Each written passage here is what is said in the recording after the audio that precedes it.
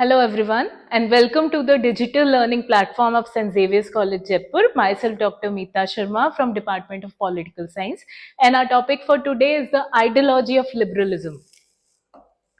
Liberalism in itself is a very broad ideology. Liberalism is associated with the freedom of individual. It takes individual as the central point. And before we try to understand the meaning of the same, we should be clear with three terms. First is liberty, which emphasizes on freedom of an individual to take his own decision without any kind of unjustified pressure. And second term is liberal. Liberal means broad and impartial. Liberalism is the third term, which means ideology, which we normally found working in democratic orders. So in liberalism, individual is the central point, and it is believed that all the institution, even the state and the society, have emerged for the welfare of individuals.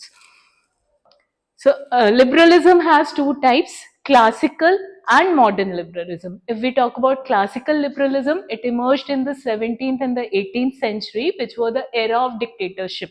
So, it emerged against dictatorship and in the favor of freedom of individual.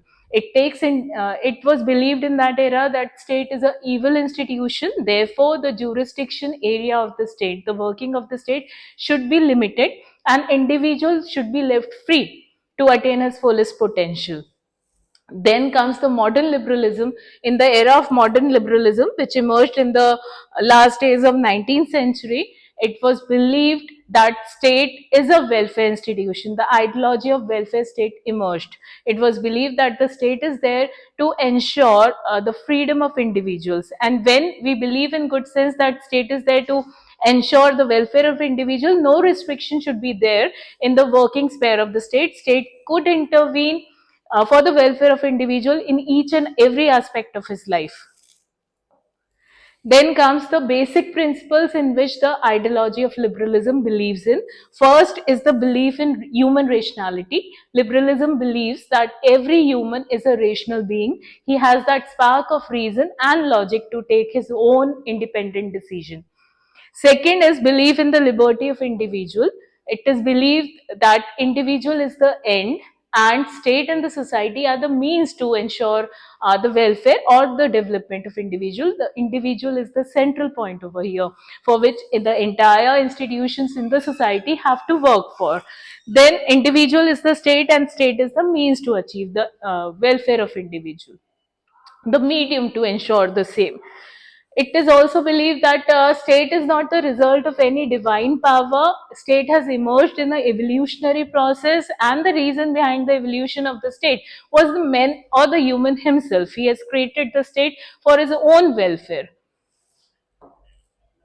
Then it also believes in the theory of natural rights, which was given by John Locke, who believes that because we have taken birth as a human, nature has gifted us with three essential natural rights, which are right to liberty, life, and property. It was believed in liberalism that the state is there to safeguard and to ensure this life to liberty, uh, ensure this right of life, liberty, and property to individual.